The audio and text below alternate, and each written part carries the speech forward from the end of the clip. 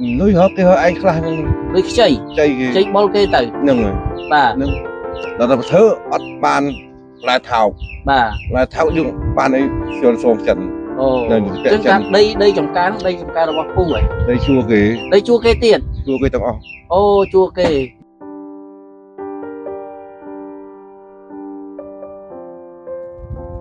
បាទជំរាបសួរថ្ងៃនេះខ្ញុំបាទតនវធីខ្ញុំបាទសនរនប្រធានក្រុមយុវជនមូលធម៌បចាឈាមខ្ញុំបាទជាជនបោអ្នកព័ត៌មានបាទថ្ងៃនេះវិលចុះវិលឡើងមកដល់ទឹកដីប្រេងចាញ់ទៀតហើយអូទេសភាពនិយាយទឹកដីប្រេងចាញ់មើលទឹកទន្លេទន្លេអាហ្នឹងទន្លេអីនេះព្រែកតាព្រែកអីមើលទៅធំហើយទឹកស្អាតទៀតណាព្រែកអូវែងណាបាទតាំងពីផ្សារប្រេងចាញ់រហូតទៅដល់អតីជ្រោយថ្ងៃនេះខ្ញុំដាក់ស្អីមកផ្លាស់ហើយខ្ញុំទៅលូតលេងនេះលើកក្រោយដាក់មកបាទចឹងប្រហែលមានអីពិសេសទេបាទព្រោះខ្ញុំមកហ្នឹងដោយសារចេះយើងធ្វើមូលនិធិទាំងសប្បុរសធម៌ចឹងយើងថ្ងៃនេះគឺយើងបានមកដល់មាត់បឹងនៅតែស្ថិតនៅភូមិលើមាត់ស្ទឹងតែមាត់ព្រៃមាត់ស្ទឹងហ្នឹងមាត់បឹងហ្នឹងតែស្ថិតនៅភូមិលើឃុំព្រែងចាញ់ស្រុកមុខពោខេត្តកណ្ដាលបាទនៅក្រោយវត្តវិបស្សនាទូរៈវត្តហៅវត្តពោធិញ្ញាណតែម្ដងបាទហើយគណៈពេលនេះយើងកំពុងតែស្ថិតនៅចំមាត់ព្រែកតែម្ដងបាទនៅចិត្តគេថាវត្តអាស្រមបាទចិត្តវត្តអាស្រមហើយយើងមកលេងនេះវាមានអត់មានគោលបំណងអីទេដោយសារយើងចង់មកលំហែកាយតាមមាត់ស្ទឹងមាត់បឹងទេប៉ុន្តែចៃដន្យអីយើងឃើញបងប្អូនយើងធ្វើចការមែនទេបងតនទេបាទទៅទៀតយើងនឹងទៅជួបគាត់តិចយើងសប្រៃគាត់តិចបាទយើងទៅថាយើងយកគ្រឿងបរិភោគដែលយើងមានបន្តិចបន្តួចហ្នឹងយកទៅជូនគាត់បាទឃើញគាត់ឮថាទឹកដីរបស់ខ្ញុំដឹងដែរស្ថានភាពរបស់គាត់គឺជួលដីគេធ្វើចការទេបាទហើយក្នុងមួយថ្ងៃគាត់ទិញក៏តែ1គីឡូដាំបាយឯងបាទហើយរត់ព្រឹកប៉ះល្ងាចប៉ះព្រឹកទៅខែរដូវកាលនេះគឺចំការគាត់អត់ទៅអំណោយផលទេបាទដោយសារវាដីខួតហែកដែរវាអត់ខ្វះទឹកខ្វះភ្លើងខ្វះការបញ្ចូលបាយធ្វើខ្សែចំការរបស់គាត់តែគាត់នៅតែតស៊ូធ្វើបាទអញ្ចឹងចង់ដឹងថាគាត់លំបាកដូចម្ដេចហ្នឹងចាំទៅអញ្ជើញទៅទស្សនាជាមួយខ្ញុំបាទនឹងលោកសុនដុននិងលោកជាច័ន្ទបូនិងលោកជាសុនដុននិងសភាពីជីវភាពរបស់គាត់និងបញ្ហាទុក្ខវេទនារបស់គាត់តែគាត់ជួបបញ្ហាខ្លះព្រោះគាត់ស្ដាប់ឮទៅជួលដីគេធ្វើទៀតមិនដំបងស្មានតែចការគាត់ទៅអត់ទេដល់ពេលយើងជួលដីគេអញ្ចឹងគាត់ទៅបងដីផងឲ្យធ្វើអត់បានទៀតធ្វើអត់បានទៀតបាទអញ្ចឹងអញ្ជើញលោកសុនដុនអញ្ជើញទៅហ្មងបាទតោះលើទៅបងប្អូនតាមខ្ញុំបាទរួមដំណើរជាមួយលោកតនវិធីកាមេរ៉ាមែនហើយខ្ញុំបាទសុនរនធ្វើដំណើរទៅដល់ធ្វើទៅដល់លើដីផ្ទះចការរបស់គាត់តែបាទអូនៅហើយមិនអូសួស្ដីពូសួរពូសុខបាយទេពូបាយសុខទេពូអូមានមន់មានទាមានអីដែរណាចេះលោកពូថ្ងៃនេះដើរលេងមកនៅបឹងឡើងតូពូហ្នឹងហើយក៏យើងមានសួរសុខទុក្ខពូតិចយើងមានសម្ភារៈគ្រឿងបរិភោគអញ្ចឹងណាអញ្ចឹងមកជួបលោកពូតិចនិយាយពីការងារធ្វើចការពូតិចមើលសុខបាយពូណាបាទគួយពូបាទបងមីងមកចូលនៅឪពុកម៉ែបងប្អូនយើងមកនេះមិនបានប្រាប់ដំណឹងគាត់មុនទេដោយសារយើងមកលេងនៅមាត់បឹងហ្នឹងទេហើយចៃដន្យអីគឺយើងនឹកឃើញបាទលោកពូគាត់យកធ្វើចការនៅទឹកដីវត្តអាស្រមនេះគឺធ្វើចការនេះក៏យើងនឹកឃើញថាអូយើងមានគ្រឿងសម្ភារៈគ្រឿងបរិភោគបន្តិចបន្តួចដែរគឺយើងធ្វើយកមកជូនគាត់តែម្ដងបាទជំរាបសួរទៅដល់ពុកម៉ែបងប្អូននិងលោកតាលោកយាយប្រិយមិត្ត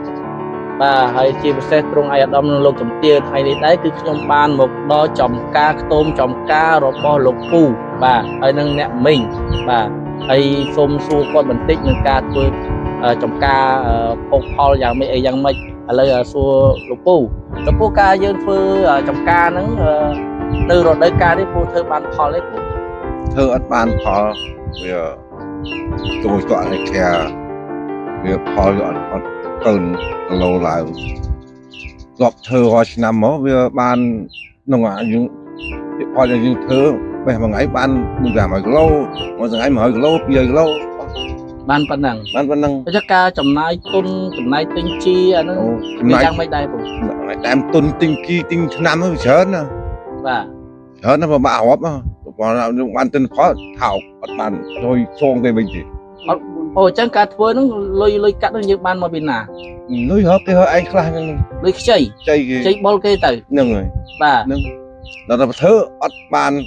ลายเท้า và ลายเท้ายุ่งบ้านไอ้เชียวทรงจัน ồ chắc ca đây trồng cá là bao phu vậy ได้ชัวร์กี่ đây chua cây tiền ชัวร์กี่ต้องเอา ô chua cây chẳng dừng chua nó giờ đâu bây tới chừng thơ ở những ban phò tới những ban lây lục rừng ở rừng chua đây kia chua นั่งเอาใส่ได้กี่คลาเตอร์สุงกาอัดบ้านใส่ได้กี่เขากี่เขาตอนเช้ามันติ้งคุยมั้งเอาใส่ได้กี่เตอร์ทำไมยืนเธอโตมาเกียด và ยังอัดบ้านใส่ได้มาชนะอัดบ้านใส่ได้กี่เกียดไอ้เธอ cái đây thơ đây น้องมาชนะน้ำขยมโหน chẳng thơ cả thơ chắc ca thơ ấy nó pin ạ tầm mình mau phải làm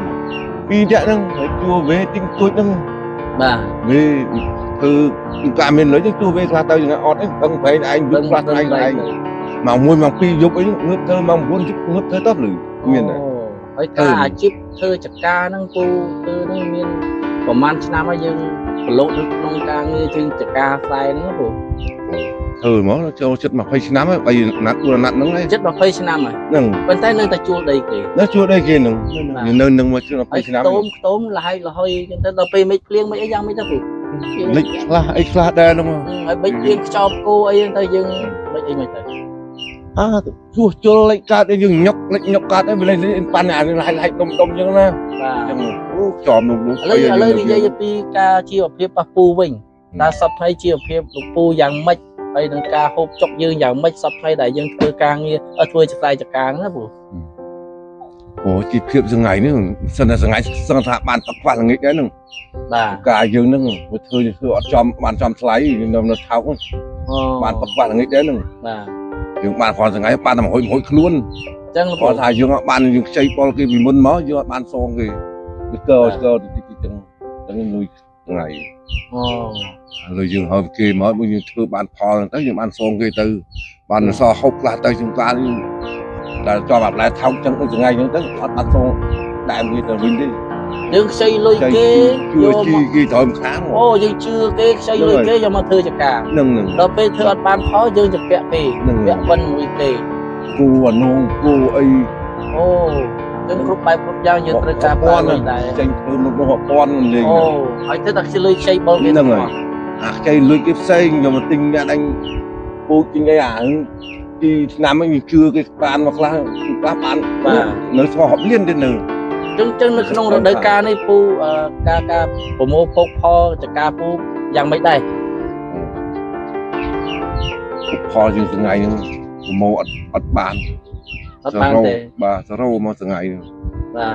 lại như từng ngày mà còn bay buồn nói lúc bay buồn rồi lại kê mình anh ổn nô mưa nô trong ca nổ mưa một ca nổ mình lên nè tất cả dân thơ ban pho hơi kê mà lướt đi coi dân vô từ lúc luôn này khi mà giờ dừng ra thì giờ đó lại mà do đó lại dân từ giờ đó lại chẳng chứ ngày đi đấy cứ nhom ban nom một nhom một đà lên người ta một băng tỉ nên nó khơi pu nhom miền là xong rồi kêu bò đập phum thì chui tê lục pu và đang pu nơi nâng ấy mà cho anh đang người chắc mà là nó khơi đấy rồi chui lên trên đập pu lại miền là dương xong rồi kêu bò phum tích chui lục pu đập mấy đọt say mà pê và chẳng là bằng các bài má này càng cái phiệp dương đôi hai đứa trong ban mà chui lục pu to cứ chia vào phiệp con thưa chặt cá này cứ rộp rất khoai là nghĩa cho rồi nghĩa khoai rất khả năng xây bol kế mà phơi chặt cá mấy là buồn á mà phơi đầm năm đó ai cá phơi chặt cá này mình ta thưa chục xây không kia cách để chục cá nghe để viêm miên tầm lại tìm sai việc sẽ chọc mấy là buồn sẽ chọc là về sẽ cho tới dương hạt tới dương lên xây bol kế nơi ta chụp vẽ một người kia này và đôi hai đứa cứ không càng nghe dương bán cho một đó cứ miên là cá vật chấtอย่างคลั่งได้ถ้าลูกปูก็จีนได้จังก้าให้ก็ว่าขาดอย่างเฉลิมจึงโครงการเงี้ยยืงเมียนไตสำนวนโพตเราสอบรอจนตรงแอดดอมลูกจงเตี้ยได้เมียนทนเทียนลูกอาช่วยตามระยะยมบาดบานึกนงกาบสอบทราย បាទជាមួយលោកប្រធានកាមេរ៉ាមែនហើយលោកជាច័ន្ទបូឬខ្ញុំផ្ទាល់បាទការអាប់ដេតនឹងលេខទូរស័ព្ទតំណែងតំណងយើងអាចតំណែងតំណងនឹងការជួយជាមូលនិធិជួយទៅដល់គាត់បានឬក៏ចុះមកផ្ទាល់បានដែលស្ថិតនៅភូមិលើភូមិព្រែកអញ្ចាញស្រុកមុខកំពូលខេត្តកណ្ដាលហើយនេះខ្ញុំបាទ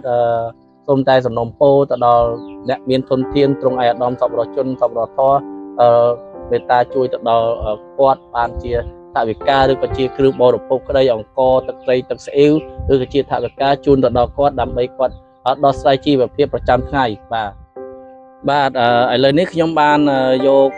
គ្រឿងបរិភោគការជំនួយឧបត្ថម្ភពីលោកវាយវេតនិងអ្នកស្រីជារ៉ែនបាទគឺម្ចាស់សហគ្រាសទឹកត្រីទឹកស្អ៊ីវសៀងបោះដុំបាទ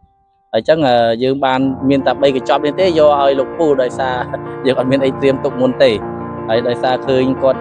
អ្នកជាអ្នកចំការមួយរកព្រឹកខ្វះល្ងាចខ្វះព្រឹកអញ្ចឹងដោយហេតុនេះគឺយើងមានបាន3កញ្ចប់នេះទេអញ្ចឹងបានរកឱកាសរកជំនួយពីបងប្អូនសប្បុរសជនសប្បុរសធម៌លោកអញ្ញាលោកជំទាវបាទលោកបានឃើញនឹងការផ្សព្វផ្សាយរបស់ខ្ញុំបាទ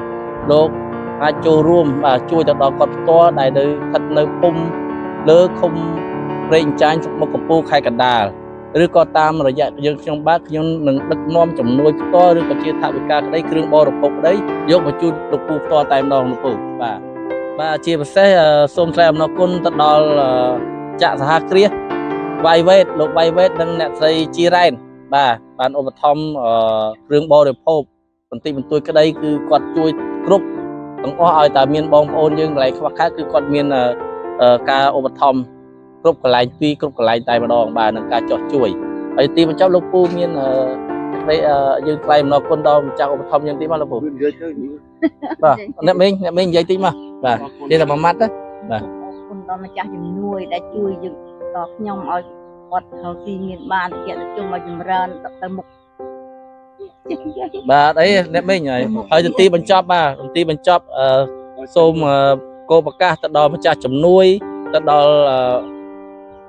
សប្បុរសជនសប្បុរសធម៌បានឃើញវីដេអូហ្នឹងសូមជួយតាមរយៈខ្ញុំបាទក៏បាននិងជួយទៅដល់គាត់ផ្ទាល់តែម្ដងក៏បានដែរបាទសូមថ្លែងអំណរគុណនឹងទុកជាមុនបាទឥឡូវនេះពុកម៉ែបងប្អូនណាយើងបានមកដល់ចំការលោកពូដែលយើងធ្វើបទសម្ភាសគាត់អំបញ្ញមិញនេះបាទគឺចំការននងបាទយើងឃើញថាននងរដូវកាលនេះឃើញថាមានការធ្លាក់ហើយនឹងស្វិតជ្រុះណាស់បាទហើយយើងដឹងស្រាប់ហើយការធ្វើដំណាំរបស់គាត់ដែលគាត់បានរៀបរាប់អំបញ្ញមិញនេះគឺគាត់បានខ្ចីបុលគេទេហើយគាត់បានផលហើយគឺធ្លាក់តម្លៃទីផ្សារធ្លាក់ចុះទៀតអញ្ចឹងការធ្វើដំណាំដាំដុះរបស់គាត់ជួបឧបសគ្គជាច្រើនបាទអញ្ចឹងសូមពុកម៉ែបងប្អូនយើងប្រជាពលរដ្ឋតែងតែលើកដំកើងបាទផលិតផលរបស់ខ្មែរកសិផលរបស់ខ្មែរដូចជាបន្លែដំណាំដាំដុះបងប្អូនកសិករបាទនឹងអ្នកចំការដែលធ្វើហ្នឹងយើងត្រូវជួយគ្នាគ្រប់គ្រងផលិតផលរបស់ខ្មែរកសិផលរបស់ខ្មែរបាទដូចជាតឡាច់រនងបន្លែប្លុកដែលខ្មែរយើងធ្វើបាននេះយើងនាំគ្នាគ្រប់គ្រងបាទដល់ពេលយើងគ្រប់គ្រងបាទនឹងការគ្រប់គ្រងទៅគឺធ្វើឲ្យសេដ្ឋកិច្ចចំពោះអ្នកដែលធ្វើចការគាត់មានការរីកចម្រើនការបានផលបាទលេងមានការខំខ្វះខាតអញ្ចឹងគាត់អាចដោះស្រាយនៅក្នុងជីវភាពរបស់គាត់យើងឃើញហើយរនោងនេះគឺក្នុងរដូវកាលនេះឃើញថារៀងស្វិតរៀងខាតរបស់គាត់ដែរគាត់បាននិយាយអញ្ចឹងរដូវកាលនេះគាត់ធ្វើបានហើយតម្លៃទីផ្សារក៏ធ្លាក់ចុះទៀតណាពុកម៉ែបងប្អូនយើងបានមកដល់ចំការរបស់គាត់ហើយដូចហេតុនេះដូចខ្ញុំបានលើកមកនិយាយអញ្ចឹងបាទការធ្វើដំណាំដាំដុះវាបានជួនកាលបានផលហើយតម្លៃទីផ្សារវាធ្លាក់ចុះបាទអញ្ចឹងយើងមានតែលើកដំកើងកសិករលើកដំកើងផលិតផលរបស់ខ្មែរលើកដំកើងកសិផលរបស់ខ្មែរយើងបាទគ្រប់គ្រងនឹងការជាវនឹងការហូបបាទគុំនាំចូលបន្លែសាច់យួនពីប្រទេសគេឲ្យសោះបាទទៅគ្រប់គ្រងផលិតផលរបស់ខ្មែរនិងកសិផលរបស់ខ្មែរជាដើមអញ្ចឹងបាទ